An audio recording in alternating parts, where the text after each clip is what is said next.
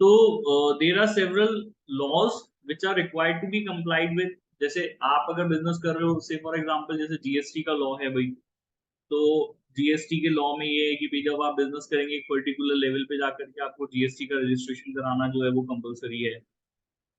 फिर उसमें further compliances दे रखी है, हर महीने आपको जीएसटी के रिटर्न्स फाइल करने होते हैं। एनुअल हर 3 महीने में आपको जो है एक रिटर्न फाइल करना पड़ता है। मंथली रिटर्न्स होते हैं, क्वार्टरली रिटर्न्स है, फाइनल रिटर्न्स है। ये एक जीएसटी लॉ की बात हो गई।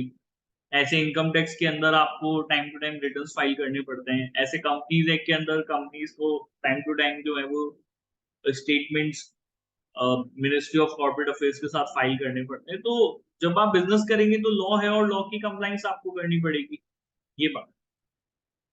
नाउ इसमें ऑडिटर का रोल क्या है, देखो। तो ऑडिटर जब ऑडिट करेगा तो अगर उसके सामने ऐसी कोई परिस्थिति आती है या ऐसी कोई कंडीशन आती है जहां पर उसको दिखता है कि यार मेरा क्लाइंट जो है वो कंप्लाइंस नहीं कर रहा है, कोई कानून बनाया गया है और जिसके कानून के बारे में उसे पता नहीं है या पता होने के बाद भी वो उसका पालन नहीं कर रहा है, तो वो चीज भी फिर हमारी ऑडिट रिपोर्ट में आपको क्या करनी पड़ेगी, रिपोर्ट, या उसमें भी आपको ऑडिट की जो रिपोर्ट आएगी वो चीज आपको नॉन कंप्लाइंस की जो है वो रिपोर्ट करनी पड़ेगी। क्लियर है भाई, समझ में आ गई बात यहाँ पे मेरी? यस सर, यस ठीक है ना। तो हम बात कर रहे हैं लॉज एंड रेगुलेशंस की। ठीक है, तो लॉज एंड रेगुलेशंस को लेकर के responsibilities, procedure and reporting, again हम यही सब चीजें पढ़ेंगे कि भाई एज अ ऑडिटर कंप्लाइंसेस और नॉन कंप्लाइंसेस को लेकर के भी रिस्पॉन्सिबिलिटी है क्या, क्या प्रोसीजर्स मुझे अप्लाई करने हैं, और फाइनली जो हम रिपोर्टिंग, जैसे ऊपर फ्रॉड को लेकर के हमने अपनी रिस्पॉन्सिबिलिटी, प्रोसीजर्स और रिपोर्टिंग पढ़ा। तो नॉन कंप्लाइंस का मतलब क्या है? नॉन कंप्लाइंस का मतलब है पालना नहीं करना, एक्ट ऑफ ओमिशन और कमीशन, ईदर इंटेंशनल, जानबूझ के कर रहे हो या आप नहीं कर, आपको पता है या नहीं पता है, जो भी है, which are contrary to the prevailing laws and regulation. Non-compliance does not include personal misconduct unrelated to the business activities of the entity. अच्छा, ये इन लोगों ने क्यों लिखा है कि नॉन कंप्लाइंस का मतलब पर्सनल मिसकंडक्ट नहीं है। डायरेक्टर ने पर्सनली अगर कुछ किया है, अब वो कल को किसी का मर्डर कर देगा तो that is not relevant to the business ना। अगर उसने कहीं पे बिजनेस के बाहर जाके किसी के घर पे चोरी कर ली, किसी के साथ मार पिटाई करी है, तो ये सब चीजों का बिजनेस से जब कोई लेन देन नहीं है, ये नॉन कंप्लाइंस की कैटेगरी में नहीं आता है। तो ऑडिटर को अगर पता भी लग जाए कि भाई डायरेक्टर चोर है और इसने जो है वो अपने पड़ोसी का चोरी करी, तो इट इज इररिलेवेंट, वो आपके ऑडिट रिपोर्ट में नहीं आएगी। उसको आप ऑडिट रिपोर्ट में मेंशन करोगे कि आप सोचिए इस फैक्ट को, करेंगे हम लोग? सर। हम इस फैक्ट को ऑडिट रिपोर्ट में मेंशन नहीं करेंगे। ठीक है, तो ये नॉन कंप्लाइंस का मतलब वही एक्ट्स और ओमिशंस या कमीशंस हैं जो कि बिजनेस से रिलेटेड है। आप जो व्यापार कर रहे हो उससे संबंधित अगर कोई कानून है उसकी पालना को लेकर के हमें कुछ करना था या कोई चीज हमको नहीं करनी थी और फिर भी हमने करी है, तो that is the act of, that is basically non compliance. उसको हम लोग नॉन कंप्लाइंस कह रहे हैं, एक्ट ऑफ नॉन कंप्लाइंस। अब मैनेजमेंट की जिम्मेदारी क्या है, देखो। Similar to the fraud, compliance को, कानून की पालना को लेकर के प्राइमरी रिस्पॉन्सिबिलिटी किसकी है? वो मैनेजमेंट की रहेगी। सिंपल सी बात है, समझ में आ गई आप लोगों को बात यहाँ पे?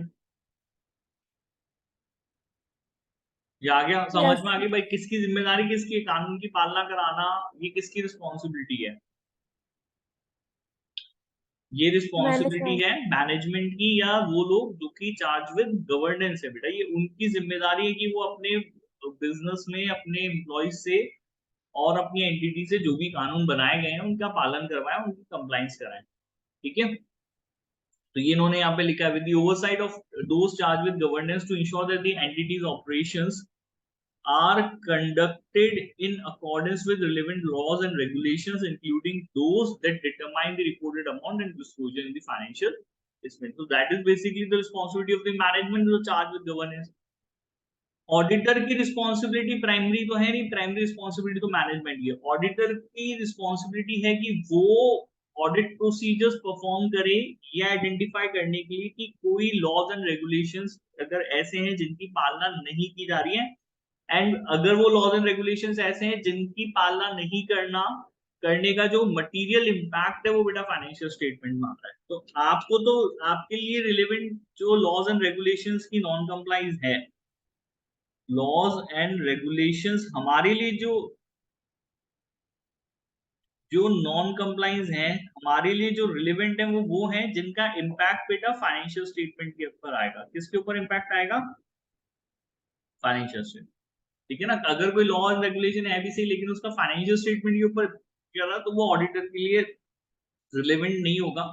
हमारे लिए रिलेवेंट वो होगा कि भाई कोई कानून बनाया गया है जिसकी पालना करना जरूरी था और नहीं करने से इम्पैक्ट बेटा कहां पर आ रहा है? वो फाइनेंशियल स्टेटमेंट पे आ रहा है। आ गया बस समझ में? क्लियर है? यस और no? Yes, sir. Yes, sir. ठीक है ना। तो Yes, हमारे sir. लिए वो लॉज एंड रेगुलेशंस की नॉन कंप्लायंस रिलेवेंट होगी और इस नॉन कंप्लायंस को आइडेंटिफाई करने के लिए प्रोसीजर परफॉर्म करना आपकी जिम्मेदारी है। प्रोसीजर टू आइडेंटिफाई, इसको बेटा आप आइडेंटिफाई करना ये आपकी जिम्मेदारी बनती है, ये आपकी रिस्पॉन्सिबिलिटी इन्होंने की। ठीक है। तो प्रोसीजर अप्लाई करेंगे और हम लोग एविडेंस कलेक्ट करेंगे, एप्रोप्रिएट एविडेंस लेने, सफिशिएंट एविडेंस लेने कि भाई जो हमारा क्लाइंट है वो रिलेवेंट लॉज एंड रेगुलेशंस को कंप्लाई कर रहा है। ठीक है। To have a direct effect on the determination of the material amount and disclosure in the financial statements. For example, completeness of a tax provision in accordance with tax law or the presentation of financial। तो हम देखो tax एक ऐसा matter है जिसका impact of course की बात है फाइनेंशियल स्टेटमेंट पे आएगा से आएगा। भाई जो भी आप टैक्स आपके ऊपर बनता है उसका इम्पैक्ट बेटा किस चीज के ऊपर है? वो फाइनेंशियल स्टेटमेंट पे है टैक्स का इम्प्लीकेशन। यस और नो? टैक्स का इम्प्लीकेशन फाइनेंशियल स्टेटमेंट पे होगा नहीं होगा? जल्दी बताइए। Yes, sir. ऑफ कोर्स की बात है, जो भी टैक्स आपको भरना है, जो भी टैक्स आपका बनता है उसका इम्प्लीकेशन फाइनेंशियल स्टेटमेंट पे। तो अगर हमारा क्लाइंट जो है वो टैक्स से संबंधित कानूनों की नॉन कंप्लायंस करता है, ठीक है, तो ये पक्के से होगा, 100% होगा कि उसकी नॉन कंप्लायंस का इम्पैक्ट जो है वो फाइनेंशियल स्टेटमेंट्स पे आएगा और वो मटेरियल होगा। ठीक है। तो ये तो चीज, तो ये जो नॉन कंप्लायंस है वो मेरे लिए रिलेवेंट है तो ऑडिटर वो मुझे उसके लिए जो है वो प्रॉपर रिपोर्टिंग मुझे करनी पड़ेगी। आ गया भाई समझ में? क्लियर है आपको बस बात ये? आगे समझ में आया ना? जल्दी बताओ भी। Yes, sir. ठीक है। तो पहली बात तो हो गई भाई कि भाई रिलेवेंट लॉज एंड रेगुलेशंस जो हैं वो उसकी जिम्मेदारी, उनको पालन करने की जिम्मेदारी, उनको कंप्लाई करने की जिम्मेदारी वो प्राइमरी वो किसकी बनती है? वो मैनेजमेंट की बनती है बेटा। किसकी बनती है वो प्राइमरी रिस्पॉन्सिबिलिटी? किसकी बनेगी वो रिस्पॉन्सिबिलिटी? किसकी होगी? लॉज एंड रेगुलेशंस की कंप्लायंस करवाना की जो प्राइमरी रिस्पॉन्सिबिलिटी है वो किसकी है? सबसे पहली बात तो ये चीज, Management. वो मैनेजमेंट या फिर जो चार्ज विद गवर्नेंस है जिन लोगों के पास, वो लोग उनकी बनती है।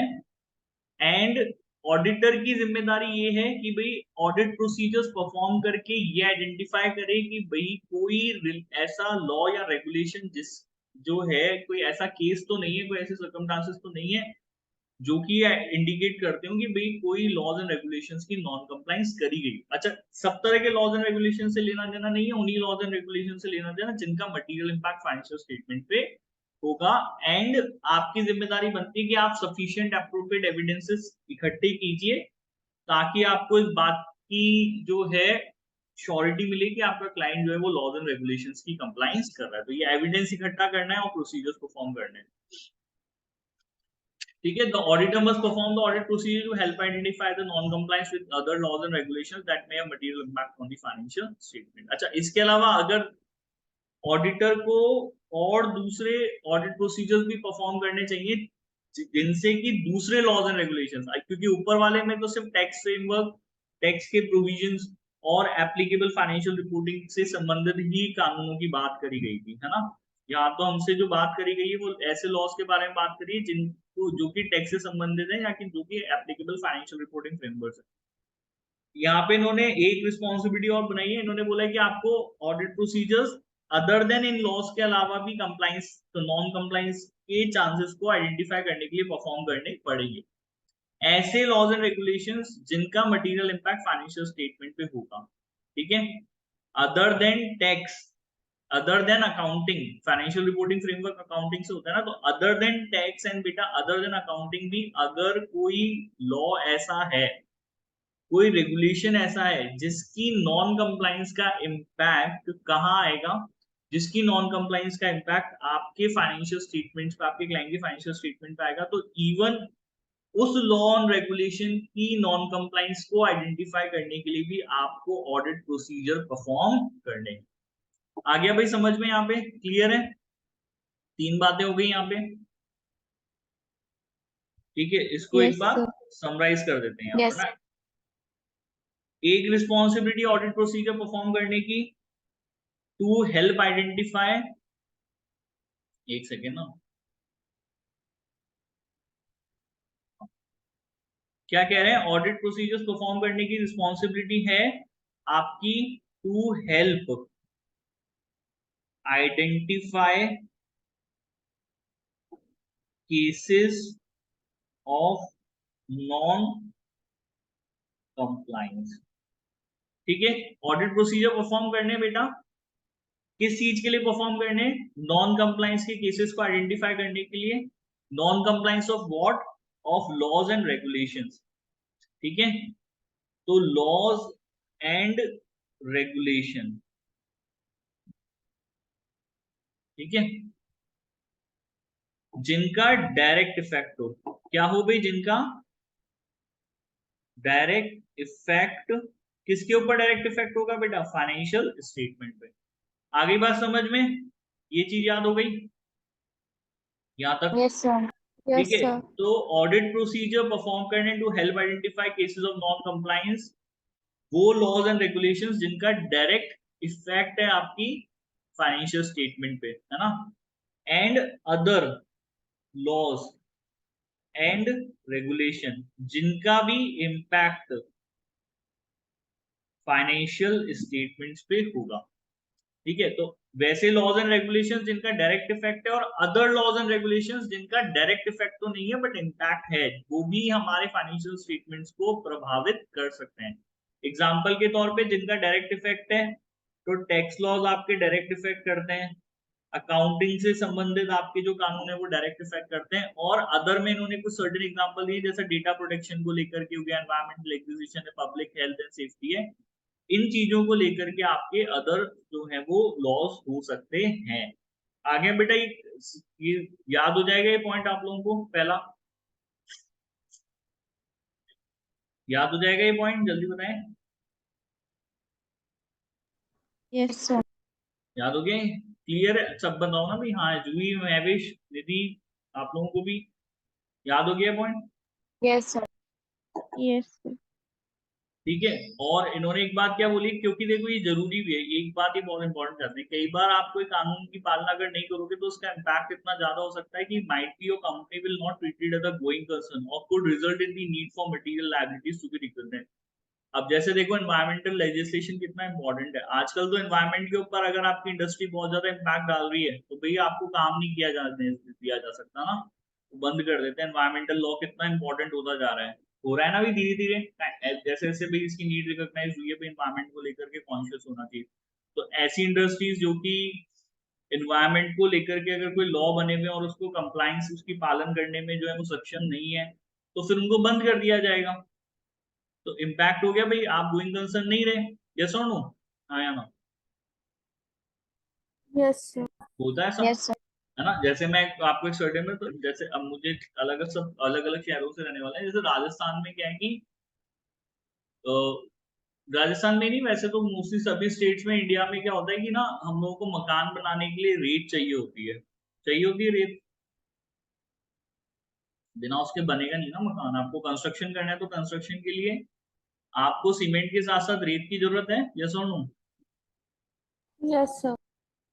अब वो कहाँ से आती है, रेत आती है वो बेसिकली आती है नदी के किनारों से, जो आपके रिवर्स होती है ना, तो रिवर के जो है वो रिवर जो होती है वो फ्लो करती है, तो उसके नीचे का जो एरिया होता है वो पूरा रेत से बना हुआ होता है। तो आपके घर में जो कंस्ट्रक्शन जो रेत आई है वो कहीं ना कहीं किसी न किसी रिवर से निकाल करके लाए, बट वो एक्सेसिव रेत निकालने से हो क्या गया है कि भाई जो नदी का नेचुरल फ्लो है वो बहुत इम्पैक्ट हो गया, जो फ्लोरा एंड फौना है वो बहुत खराब हो जाता है, रिवर्स के जो है वो फ्लो करने के डायरेक्शन चेंज आते हैं, तो ये एक मटेरियल इम्पैक्ट जो है इसका एनवायरमेंट पे होता है। तो अभी राजस्थान में तो बहुत स्ट्रिक्टली इस चीज पे जो है वो एनवायरमेंटल अपना कोड एनवायरमेंट का भी, जैसे ग्रीन ट्रिब्यूनल हम लोग कहते हैं, don't know you have heard about it और नॉट, बट एनवायरमेंट के लॉज के लेकर के लिए एक अलग ट्रिब्यूनल है हमारे यहाँ पर ना इंडिया में, उसको ग्रीन ट्रिब्यूनल।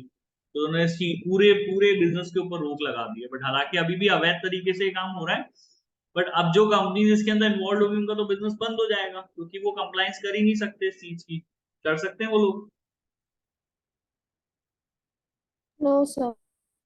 नहीं कर सकते ना। तो इवन कई ऐसे लॉज होते हैं जो कि डायरेक्ट नहीं है, मटेरियल इम्पैक्ट नहीं है, डायरेक्ट इफेक्ट नहीं है उनका फाइनेंशियल स्टेटमेंट पे, बट इम्पैक्ट जो है वो इनडायरेक्टली कहीं ना कहीं जो है वो बिजनेस के ऊपर हो सकता है। मतलब इतना इम्पैक्ट हो सकता है कि माइट भी आप बिजनेस ही कंटिन्यू ना कर पाओ उस चीज का ना। तो इसलिए उन लॉस की भी नॉन कंप्लायंस को एक केसेस को आइडेंटिफाई करने के लिए आपको प्रोसीजर्स परफॉर्म करने पड़ेंगे, और आपको सफिशिएंट एप्रोप्रिएट एविडेंस जो है वो इकट्ठे करने पड़ेंगे। आगे भाई समझ में क्लियर है पॉइंट? यस और no? Yes, Yes, sir. sir.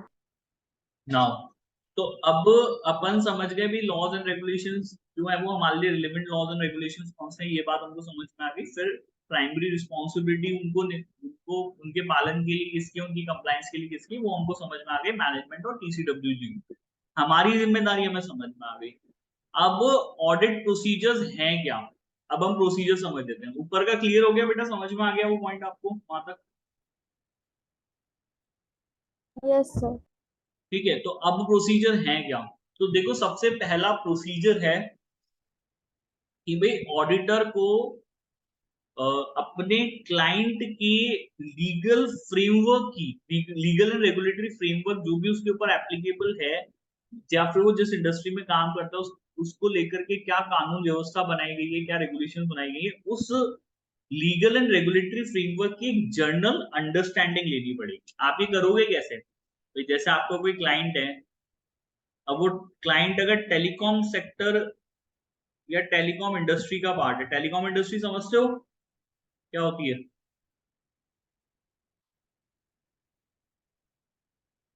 नहीं समझते? टेलीकॉम इंडस्ट्री नहीं पता तुम लोगों को क्या होता है? The telecommunication industry. हाँ, जो टेलीकम्युनिकेशन, तो अभी जैसे मेजर जो है, जैसे वोडाफोन आपका हो गया, एयरटेल हो गया आपका, ठीक है, जियो हो गया, ये हमारे कुछ मेजर हैं, बीएसएनएल है, ये कुछ हमारे मेजर ऑपरेटर्स हैं टेलीकॉम इंडस्ट्री में ना, और भी इसके अलावा छोटे मोटे।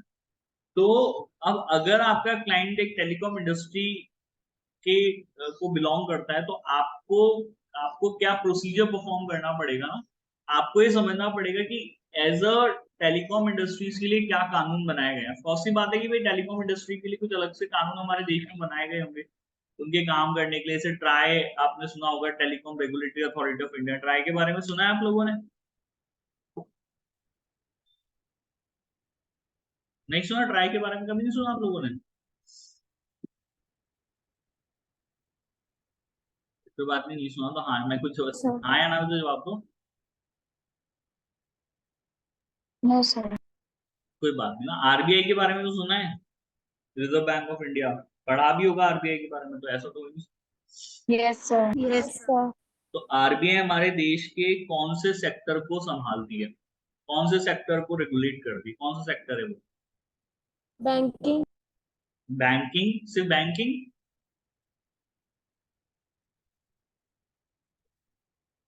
और फाइनेंस ही संभालती है हमारा, हमारे देश Yes. के फाइनेंस भी संभालती है। Yes, sir. हालांकि उसके लिए मिनिस्ट्री ऑफ फाइनेंस है, बट ऑफकोर्स ही बात है, reserve bank of India banking and finance को लेकर के रेगुलेटरी अथॉरिटी है। ठीक है, तो ऐसे ही हमारे देश के अलग अलग सेक्टर्स को संभालने के लिए हमारे पास अलग अलग अथॉरिटीज हैं। जैसे कि टेलीकॉम को संभालने के लिए ट्राई है, telecom regulatory authority of India. ठीक है, रियल एस्टेट को संभालने के लिए रेरा है, real estate regulatory authority. Insurance को संभालने के लिए IRDA, insurance regulatory development authority of India. ठीक है, कैपिटल मार्केट्स को लेकर के सेबी है, सेबी के बारे में पढ़ा है आप लोगों ने 12th में? Yes, Yes, sir. sir. Security and exchange board of India, SEBI हो गया, वो कैपिटल मार्केट को संभालती है हमारे देश के। तो ऐसे अलग अलग क्षेत्रों को संभालने के लिए अलग अलग अथॉरिटीज हमारे पास होती हैं। तो वो अथॉरिटी क्या करती है, वो अथॉरिटी की कानून भी बनाती है और कानून के साथ साथ रेगुलेशन भी बनाती है। तो अब अगर मैं टेलीकॉम, मेरा जो क्लाइंट है अगर वो टेलीकॉम इंडस्ट्री को बिलोंग करता है, then I must know what are the specific laws that has been framed for my client. Try ने क्या रेगुलेशन बनाया है, ट्राई ने क्या कानून बनाया है, ट्राई के अलावा अगर सरकार ने और भी कोई दूसरे कानून बना रखे हैं तो वो एक जनरल अंडर, मैं नहीं कह रहा कि भी आप कोई वकील तो हो नहीं, तो आप बिल्कुल डिटेल अंडरस्टैंडिंग लोगे, what you will going to have एक जनरल अंडरस्टैंडिंग आप पूरे फ्रेमवर्क की लेंगे, ये आपको प्रोसीजर परफॉर्म करना है। आगे भी बात समझ में क्लियर है यहाँ तक? Yes. ठीक है, तो इन्होंने बोला आप जनरल स्टैंडिंग लेंगे, किसकी जनरल स्टैंडिंग लेंगे, आप अपने क्लाइंट के लीगल और रेगुलेटरी फ्रेमवर्क की जनरल अंडरस्टैंडिंग लेंगे। ठीक है, ठीक है। इसके अलावा फिर वही आगे जाती दूसरी बातें, अब आपको कैसे पता लगेगा भाई आपका क्लाइंट जो है वो कानून की पालना करता है नहीं करता, तो इंक्वायरी करेंगे, आप उससे पूछेंगे मैनेजमेंट और TCWG से कि भाई क्या वो कानून की पालना कर रहे हैं, as whether the entity is in compliance with such laws and regulations. आप उनसे पूछिए, इंक्वायरी कीजिए कि क्या वो कानून की पालना करते हैं नहीं करते। इंस्पेक्टिंग कॉरेस्पॉन्डेंस, आप कॉरेस्पॉन्डेंस का मतलब हो गया कम्युनिकेशन बेटा। कॉरेस्पॉन्डेंस का क्या मतलब होता है? कॉरेस्पॉन्डेंस का मतलब होता है कम्युनिकेशन। ठीक है, तो जो लाइसेंसिंग और रेगुलेटरी अथॉरिटीज हैं वो समय समय पर जो है वो आपके क्लाइंट को, हो सकता है उन्होंने कोई नोटिस भेजा हो या आपके क्लाइंट ने कभी उनको कोई लिख करके रिटर्न दिया हो, तो वो चीजें आप इंस्पेक्ट कर सकते हो। जैसे कब क्या होता है कि जैसे सिर्फ फॉर एग्जांपल RBI ने बैंक को कोई नोटिस भेज दिया, तो एज अ ऑडिटर मेरे को उनसे वो कॉरेस्पॉन्डेंस, वो कम्युनिकेशन मांगने चाहिए कि भाई आप लोगों का पिछले साल आपकी लाइसेंसिंग और रेगुलेटरी अथॉरिटी से क्या बातचीत हुई है, वो बातचीत आप मुझे दिखाएं। बातचीत अब ओरल तो होगी नहीं, कैसे होगी बातचीत, लिखित में होगी ना, लेटर्स भेजे जाएंगे, ऑफ कोर्स बात है, यस और नो, लेटर्स भेजे जाएंगे एक दूसरे को, रिटर्न कम्युनिकेशन होंगे, ईमेल्स होंगे। तो आप अपने क्लाइंट को बोल सकते हो कि भाई जो लाइसेंसिंग और रेगुलेटरी अथॉरिटीज ने आपको जो भी रिटर्न लेटर्स दिए हैं, अगर कोई नोटिस दिया है आपने उसका जवाब दिया है, तो वो सब चीजें आप मुझे दिखाइए, मैं उनका इंस्पेक्शन करूंगा। उससे आपको ये समझ में आएगा कि मेरा क्लाइंट जो है वो रिलेवेंट लॉज एंड रेगुलेशंस की पालना करता है या नहीं कर रहा है, या कोई केस तो नहीं है जहाँ पे उसको कोई नोटिस दिया हो नॉन कंप्लाइंस का। आ गया भाई समझ में? क्लियर है, क्लियर है बात?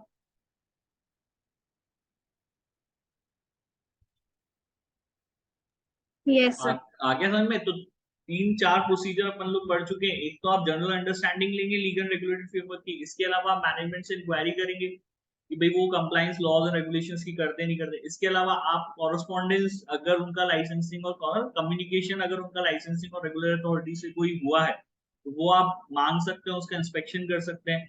और इसके अलावा remaining alert to the possibility that other audit procedures applied may bring instance of non compliance to the. तो इसके अलावा अच्छा ये तो प्रोसीजर है, अगर कोई दूसरा ऑडिट प्रोसीजर आप परफॉर्म करते हैं तो हो सकता है कि उस ऑडिट प्रोसीजर से आपके सामने इंस्टेंसेस ऐसे आए सामने जहां पर आपको नॉन कंप्लायंस जो है उसके बारे में पता लगे। तो इसके लिए बेटा अपने को क्या रहना है, अलर्ट रहना है। क्या रहना है अपने को यहाँ पे? अलर्ट। मतलब मैं जो स्पेसिफिक प्रोसीजर परफॉर्म कर रहा हूँ, ये तो स्पेसिफिक प्रोसीजर हो गए जो मेरे को दिए गए, तो इन प्रोसीजर से या तो आपको पता चल जाएगा कि भाई हाँ मेरा क्लाइंट जो है वो कंप्लाइंस करता है नहीं करता, या फिर आपको कोई इंस्टेंस पता चल जाएगा नॉन कंप्लाइंस का। और इनके अलावा जब हम दूसरे ऑडिट प्रोसीजर्स परफॉर्म करेंगे तो आपको उस वक्त अलर्ट रहना है। हो सकता है कि दूसरे ऑडिट प्रोसीजर्स जब मैं परफॉर्म करूं तो उनको परफॉर्म करने से मेरे को ऐसी कंडीशंस या ऐसे इंस्टेंसेस के बारे में पता चल सकता है जहां पे मेरे क्लाइंट ने क्या किया हो, कोई नॉन कंप्लायंस किया हो। आगे भी बात समझ में क्लियर है? यहाँ पे फोर्थ पॉइंट आप लोगों को यस सर। आ गया। और लास्ट वाला हमारा ऑब्टेनिंग रिटन रिप्रेजेंटेशन। अच्छा, रिटन रिप्रेजेंटेशन वर्ड क्लियर हो चुका है आप लोगों का? यहाँ पे लिखित में उनसे रिटर्न में मांग लीजिए कि भाई तो आप जो है वो अपने क्लाइंट को बोल सकते हो बट रिटर्न में दे दो कि क्या उसको कोई नॉलेज है, मतलब उसको तो पता होगा ना कि कोई नॉन कंप्लायंस वो लोग कर रहे हैं या नहीं कर रहे हैं, या कोई केस ऐसा चल रहा है।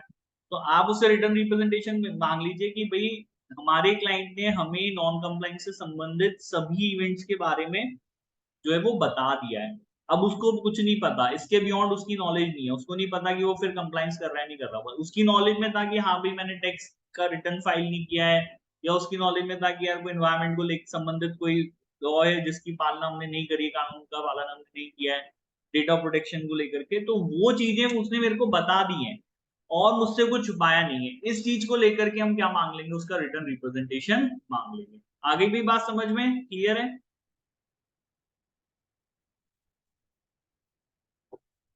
जल्दी Yes, बताओ, आ गया sir. समझ में? Yes. गर्विता, जूही, समझ में आ गई बात मेरी? महवेश, निधि,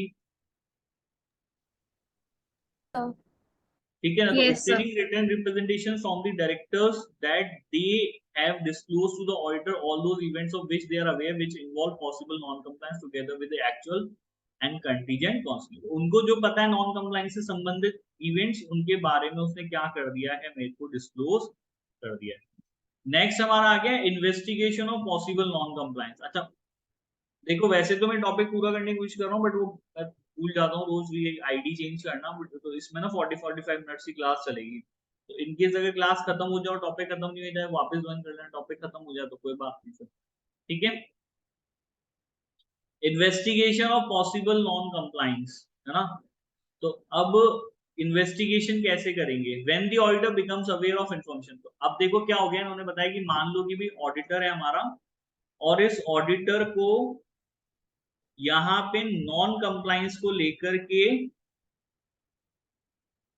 इवेंट जो है वो डिस्क्लोज होता है, उसको आइडेंटिफाई होता है कि हाँ यार भाई कहीं कोई ऐसा कानून था जिसकी पालन करना इनको जरूरी था और इन्होंने उसको नहीं किया है। तो अब आप करोगे क्या, क्या करें भाई इसके बाद हम?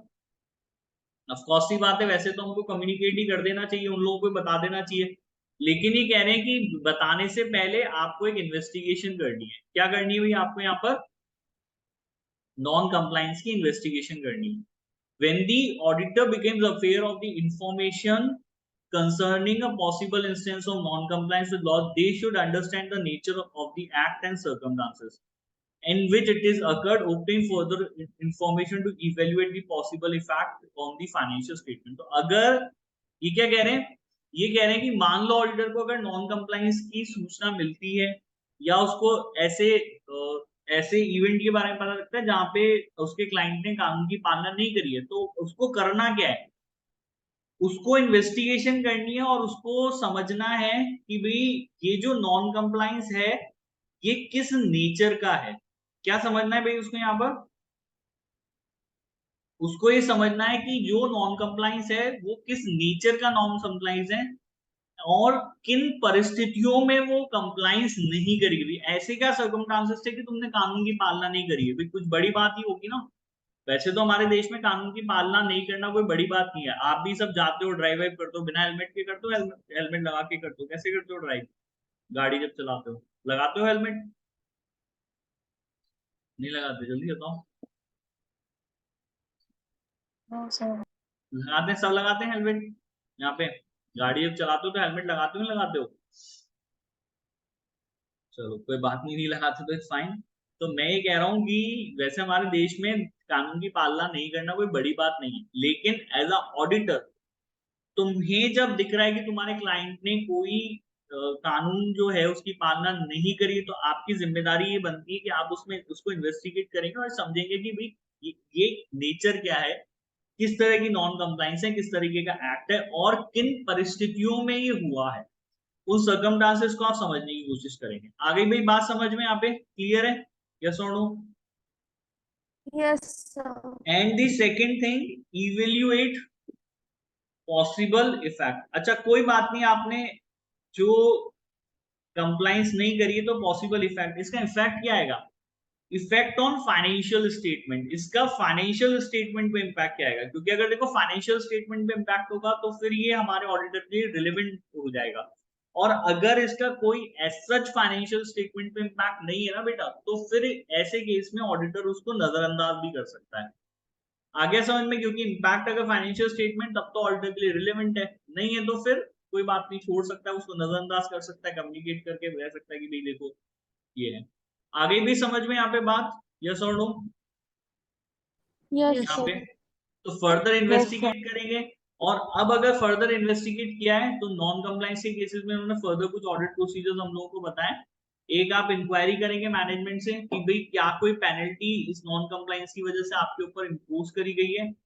आप रेगुलेटरी अथॉरिटी, अगेन आप जो है वो कॉरेस्पॉन्डेंस इंस्पेक्ट कर सकते हैं कि भाई आइडेंटिफाई करने के लिए भाई कॉन्सिक्वेंसेस क्या होंगे। बोर्ड मिनट्स ऑफ मैनेजमेंट को इंस्पेक्ट किया जा सकता है, अगर क्यों क्या देखने के लिए, on actions to be taken. तो अगर नॉन कंप्लायंस को लेकर के मैनेजमेंट ने कोई डिस्कशन किया है, यहाँ पर कोई एक्शन लेने वो लोग वाले हैं, तो वो आप बोर्ड मिनट्स को इंस्पेक्ट करके पता कर सकते हैं। Inquiry of company's legal department, आप कंपनी के लीगल डिपार्टमेंट से पूछ सकते हैं कि भाई इस नॉन कंप्लायंस को लेकर के पॉसिबल इंपैक्ट क्या हो। आगे भाई समझ में, अगर नॉन कंप्लायंस आपको आइडेंटिफाई होता है तो आप मैनेजमेंट से पेनल्टी इंपोज करने को लेकर के इंक्वायरी करेंगे। आप रेगुलेटरी अथॉरिटी से कम्युनिकेशन को इंस्पेक्ट कर सकते हैं, आप बोर्ड मिनट्स जो है मैनेजमेंट के उनका इंस्पेक्शन कर सकते हैं, और आप कंपनी के लीगल डिपार्टमेंट